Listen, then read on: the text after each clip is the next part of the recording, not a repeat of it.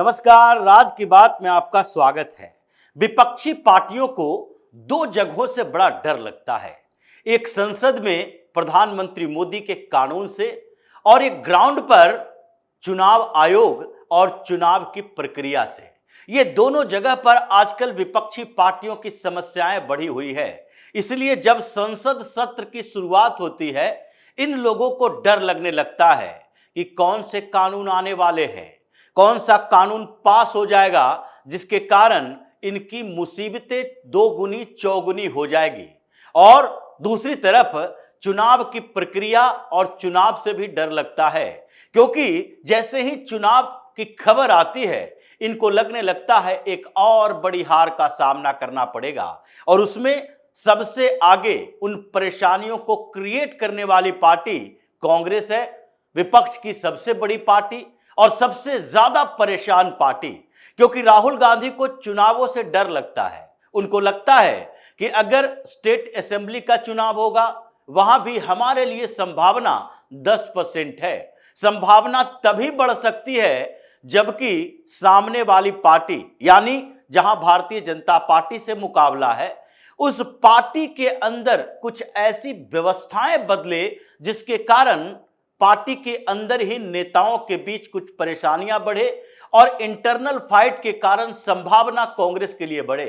क्योंकि कांग्रेस वोट नहीं ला सकती, केवल वोट के बिखराव के कारण चुनाव जीत सकती है, ये उनको लगने लगा है। या फिर उन जगहों पर इनका कॉन्फिडेंस हाई होता है जहां मुस्लिम आबादी ज्यादा हो और जहां इनके लिए जीत की संभावना 90% प्लस हो। इसीलिए गांधी परिवार के वो लोग जो कि चुनाव लड़ने के लिए उत्तर प्रदेश का मैदान चुनते थे, क्योंकि उनको लगता था उत्तर प्रदेश के रास्ते दिल्ली की कुर्सी तक पहुंचा जा सकता है, अब वो भाग रहे इधर उधर। राहुल गांधी भी छोड़कर भागे और वायनाड में अटके। जब दूसरी बार किसी तरह से जीत हासिल हो गई रायबरेली से, तो उसके बाद उन्होंने अपनी वो सीट प्रियंका वाड्रा को दी। प्रियंका वाड्रा इतने दिनों से उत्तर प्रदेश की राजनीति कर रही थी, लेकिन इन लोगों को यह लगा नहीं था कि उत्तर प्रदेश से प्रियंका वाड्रा एक सीट पर जीत सकती है, चाहे अमेठी हो या रायबरेली हो।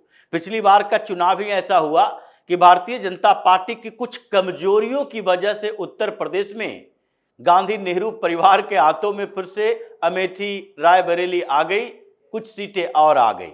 लेकिन खैर, ये तो इन दोनों की परेशानी, इन पार्टियों की परेशानी है। लेकिन संसद सत्र के आने की खबर सुनते ही ये लोग एजेंडे में जुट जाते हैं। परेशानियां इनके इर्द गिर्द घूमती है, डर महसूस होने लगता है कि इस सत्र के दौरान क्या होगा, और इस बार भी यही हो रहा है। तो इन लोगों के पास अब जगह कौन सी बची है? जनता के पास जाओ, अपील करो, जनता इनकी अपील को रिजेक्ट कर देती है। यानी चुनाव में जाने के पहले ये रैलियां करते हैं, ये चारों तरफ घूम घूम कर कॉन्स्पिरेसी वाले आइडिया डेवलप करते हैं, बेरोजगारी महंगाई की बात करते हैं। यहां तक कि राहुल गांधी तो ऐसे मामलों में सारी सीमाएं पार कर जाते हैं और वो प्रधानमंत्री मोदी को, अमित शाह को गद्दार, देशद्रोही तक कह डालते हैं। लेकिन लोगों पर इसका प्रभाव नहीं पड़ता, चुनाव में हार होती है। तो इसलिए जनता ने अपील ठुकरा दी, इनके सारे एप्लीकेशन को रिजेक्ट कर दिया। तो वहां पर जगह अब इनके लिए बची नहीं है। नहीं तो कोई भी पॉलिटिकल पार्टी किसी भी मुद्दे पर सबसे पहले जनता के सामने जाती है और उसको उम्मीद रहती है कि नहीं, जनता हमारी बात सुनेगी, ये बड़ा आरोप है, तो ऐसे में चुनाव में जिता कर ले जाएगी। इनका इंटरेस्ट तो चुनाव जीतना, कुर्सी पाना और उसके बाद करप्शन के उस दलदल में गोते लगाना ही है। इसलिए जनता के सामने जा नहीं सकते, क्योंकि इन मामलों में जनता ने इनकी बात सुननी बंद कर दी है। तो फिर कहां जाएंगे? सरकार से अपील करेंगे। सरकार पहले ही रिजेक्शन मोड में है कि इनकी कॉन्स्पिरेसी, इनके एजेंडे से हमें कोई लेना देना नहीं है। क्योंकि लोगों को यह पता है कि सरकार क्या कर रही है और किस लिए कर रही है, क्यों कर रही है, इसके पीछे का कारण क्या है। और जो विदेशों में बैठे वो षड्यंत्रकारी जो भारत को कमजोर करने की कोशिश में लगे हैं, और जिन लोगों ने कई बार खुलकर अपने फ्रस्ट्रेशन का इजहार किया कि देखो मोदी को हटाओ, कांग्रेस को लाओ, तभी भारत के साथ संबंध मजबूत होंगे। ये सारे कॉन्स्पिरेटर वर्ग, उन लोगों की बातों को एक्सपोज किया जा रहा है, इसलिए लोगों का भरोसा विपक्षी पार्टियों पर नहीं बल्कि मोदी की सरकार पर बढ़ती जा रही है। और इसलिए इन लोगों के पास जगह कौन सी बची? न सरकार के पास जा सकते हैं, न कोई संवैधानिक संस्थानों के पास जा सकते हैं, न ही लोगों के पास जा सकते हैं। तो इनको भरोसा अब एक जगह पर थोड़ी बहुत बची हुई है, और ये भरोसा इसलिए भी बची हुई है क्योंकि वो ऐसी जगह है जिसके ऊपर भरोसा किया भी नहीं जा सकता कि कब कौन सा फैसला आ जाए, और वो है भारत का सुप्रीम कोर्ट, शीर्ष अदालत, सुप्रीम कोर्ट ऑफ इंडिया, जो अपने आप को कभी कभी ऐसे पेश करती है जैसे ये सुप्रीम कोर्ट ऑफ इंडिया नहीं है, सुप्रीम कोर्ट ऑफ यूनिवर्स है। ये पूरे दुनिया जहान की बातों को भारत में लागू करने की कोशिश, मानवाधिकार के नाम पर, विपक्ष को मजबूत करने के नाम पर, डेमोक्रेसी में लेवल प्लेइंग फील्ड तैयार करने के लिए ये वैसे कई फैसले देते हैं जिसके कारण परेशानियां लोगों की भी बढ़ती है, और वो कॉन्स्पिरेटर वर्ग उभर कर आते हैं। और इसीलिए अभी भी सुप्रीम कोर्ट के उस सिस्टम पर विपक्ष में बैठी पार्टियों को थोड़ा बहुत भरोसा है, और तभी जब सारे दरवाजे बंद हो जाते हैं तो उसके बाद ये लोग सुप्रीम कोर्ट के दरवाजे पर पहुंचते हैं। और सुप्रीम कोर्ट के दरवाजे पर पहुंचने के लिए भी कई नए तरीके अपनाने शुरू कर दिए हैं। पहले क्या होता था, ये पार्टियां याचिका लेकर पहुंचती थी, याचिका दायर किया, सुप्रीम कोर्ट में सुनवाई हुई, कपिल सिब्बल, अभिषेक मनु सिंघवी, केटीएस तुलसी जैसे कई वकील, मेनका गुरुस्वामी भी इस पूरे गिरोह में शामिल हो चुकी है। ममता बनर्जी ने जब से राज्यसभा भेजा और लगातार सुनवाई में वो ममता बनर्जी की सरकार को डिफेंड कर रही थी, ऐसे कई और वकील हैं, और जिसमें कुछ मानवाधिकार के नाम पर काम करने वाले भी, कॉलिन गोंजाल्विस जैसे वकील, ये बहुत सारे ऐसे लोग हैं जो सुप्रीम कोर्ट में वकालत करते हैं, पॉलिटिकल पार्टियों से सेटिंग करते हैं, पॉलिटिकल एडवोकेट बनते हैं, और उसके बाद राज्यसभा का कहीं न कहीं सीट ढूंढते हैं कि नहीं, किसी पॉलिटिकल पार्टी से जुड़ो, राज्यसभा की सीट लो, राज्यसभा में बैठकर वही कानून बनवाने में मदद करो और उसी कानून के खिलाफ सुप्रीम कोर्ट में लड़ो। ऐसे ही सबसे महत्वपूर्ण व्यक्तियों में से एक माने जा रहे हैं आजकल कपिल सिब्बल। इसलिए कपिल सिब्बल के माध्यम से जो याचिकाएं दायर करवाई जाती थी, जो सुनवाई होती थी, उसमें जब इन लोगों के सारे पैतरे फेल हो गए तो अब याचिका भी नहीं खेल रहे। अब सीधे chief justice of India CJI justice Suryakant के पास पहुंचते हैं।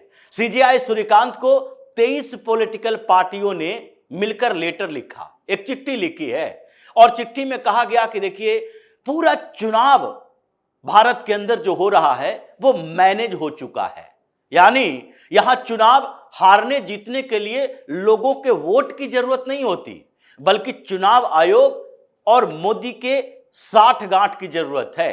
और इसलिए ये दोनों 60 गांठ कर रहे हैं, तो हर जगह पर चुनाव में जीत इनकी हो रही है, क्योंकि इन लोगों ने एसआईआर की प्रक्रिया शुरू की, और एसआईआर अभी भी चल रहा है। दिल्ली में एसआईआर फिर से शुरू हो गया, पंजाब में चल रहा है, पंजाब में चुनाव होने वाले हैं, उत्तर प्रदेश में कंप्लीट हो चुका है, उत्तर प्रदेश में चुनाव होने वाले हैं, गोवा में चुनाव होने वाले हैं, उत्तराखंड में चुनाव होने वाले हैं, और कुछ जगहों पर चुनाव खत्म हो गए, वहां पर डीएमके हार गई, ममता बनर्जी हार गई, कम्युनिस्ट पार्टी हार गई। लेकिन इन जगहों पर जो चुनाव हुए, एसआईआर की प्रक्रिया पूरी होने के बाद इसका लेटर में जिक्र ये लोग नहीं करते, लेकिन हारने वाली पार्टी में से सारी पार्टियां इस गुट में शामिल हो गई। इंडी अलायंस का पार्ट नहीं है, ये हिस्सा नहीं है, लेकिन फिर भी बाहर से समर्थन देंगे। पिछले बार जब 8 जून को इंडी अलायंस की बैठक हुई थी तो उस समय डीएमके ने कह दिया था, नहीं, हम आपके साथ नहीं हैं। उसके साथ ही संसद के अंदर अलग ब्लॉक में अपने आप को शामिल करने के लिए स्पीकर को लेटर भी लिख दिया, लेकिन फिर भी डीएमके एसआईआर की प्रक्रिया में शामिल उन लोगों, उन पार्टियों में से एक है जो कि सीजेआई को लेटर लिखा है। उसके अलावा आम आदमी पार्टी, इसने भी कह दिया, अरविंद केजरीवाल ने, इंडी अलायंस में नहीं है, क्योंकि हमको कांग्रेस के खिलाफ चुनाव लड़ना है, और चुनाव कहां लड़ना है? पंजाब में। तो पंजाब में तो कांग्रेस से चुनाव लड़ना है उसके खिलाफ, तो फिर हम उसके साथ कैसे दिख सकते हैं? ममता बनर्जी आजकल दिख रही है क्योंकि चुनाव वहां खत्म हो चुका है, लेकिन इंडी अलायंस के अंदर और बाहर से सहयोग करने वाले ये 23 पार्टियां लेटर लिखती है सुप्रीम कोर्ट के चीफ जस्टिस के पास, और चीफ जस्टिस सीजे सूर्यकांत उस लेटर को पढ़ते हैं, ऐसे डस्टबिन में डाल देते हैं। क्योंकि जो सवाल इन लोगों ने उठाए कि एसआईआर की प्रक्रिया में गड़बड़ी है, अब तक एसआईआर से 6 करोड़ लोगों का नाम बाहर आ गया है, और उन 6 करोड़ लोग जिनका नाम कटा है उसमें से कुछ लोग ऐसे रिपीटेड वोटर भी हो सकते हैं, जो मर गए उनकी बात छोड़ दीजिए, जिसके पास डॉक्यूमेंट नहीं थे वो लोग तो शामिल हैं। लेकिन उन 6 करोड़ लोगों में से ये करोड़ों लोग ऐसे भी हैं जिनके पास दूसरे डॉक्यूमेंट हैं और वो डॉक्यूमेंट्स भी छीने जा रहे हैं। ये मल्टी लेयर स्क्रूटनी चल रही है और इसमें अमित शाह की बड़ी भूमिका है। इसलिए इसको आप रुकवाइए, क्योंकि एसआईआर की प्रक्रिया के समय से ही, जब शुरुआत हुई थी बिहार में एसआईआर की, उस समय से ही सुप्रीम कोर्ट में जाकर टक्कर मार रहे थे। कपिल सिब्बल को धक्के मार के बाहर निकाला गया, कई बार रिजेक्ट किए गए, कई बार सुप्रीम कोर्ट के अंदर ही अभिषेक मनु सिंघवी और कपिल सिब्बल एसआईआर के मामले में बेइज्जत हुए, क्योंकि इनके पास लॉजिक नहीं, ये ऐसी लॉजिक थी जिसको कुतर्क कहते हैं। तो जस्टिस ने डांटा, दोनों तीनों न्यायाधीशों ने कई बार डांट लगाई कि आप कहना क्या चाहते हैं, बंगाल में घुसपैठियों को रखे रहा जाए, सिटीजनशिप की बात करके आप दिग्भ्रमित करने की कोशिश कर रहे हैं। लेकिन फिर भी ये सुधरने वाले नहीं हैं, वो ऐसे ही चले जाएंगे, धक्के मारकर बाहर करते रहो। लेकिन जो कपिल सिब्बल कुछ दिन पहले कह रहे थे ये अनुकूल स्थिति नहीं है इस देश में रहने के लायक, तो फिर विदेश चले जाओ, फिर यहां की नागरिकता छोड़ो, कहीं और की नागरिकता ले लो। वहां पर तो ये 65 करोड़ जो एक एक स्टेट से ये कुछ मामलों की पैरवी के लिए मिलता है, वो तो नहीं मिलेगा।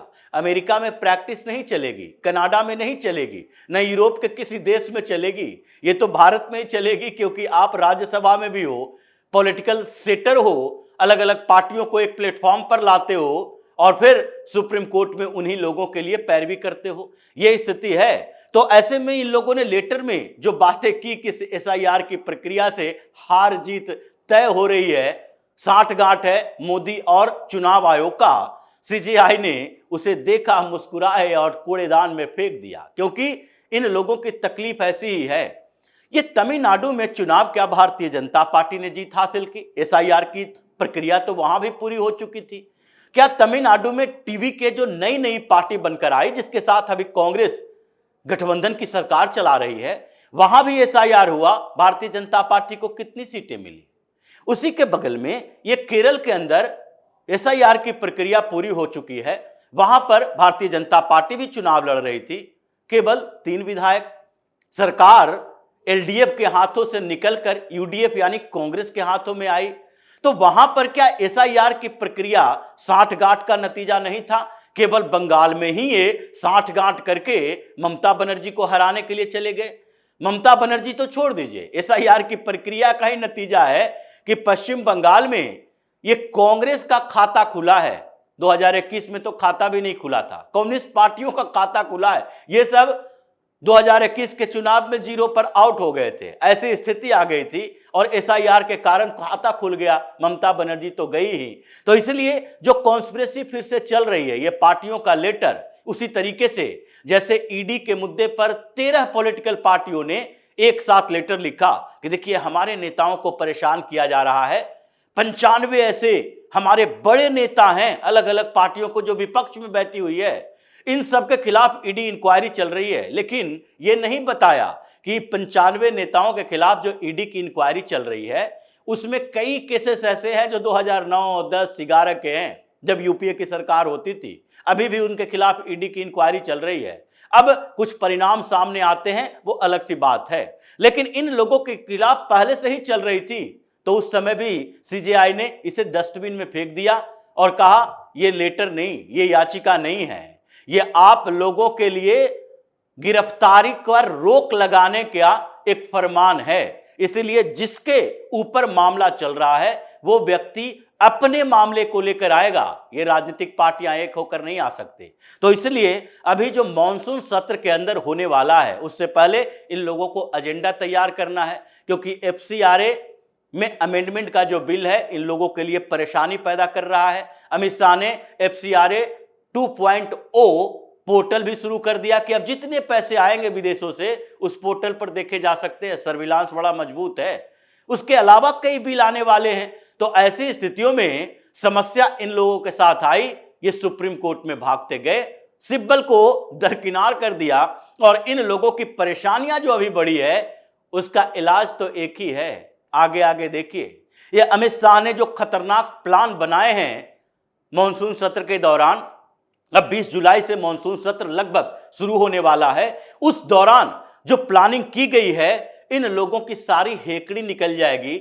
अगर चुनाव जीतना है तो लोगों के साथ खड़े हो, देश के साथ खड़ा हो। ऐसा नहीं कि चुनाव जीतने के लिए सुप्रीम कोर्ट से फरमान लाओ, चुनाव आयोग पर सवाल खड़ा करो, लोगों को बेवकूफ बनाओ और उसके बाद कहो कि हमारा एजेंडा देश के लिए चलता है।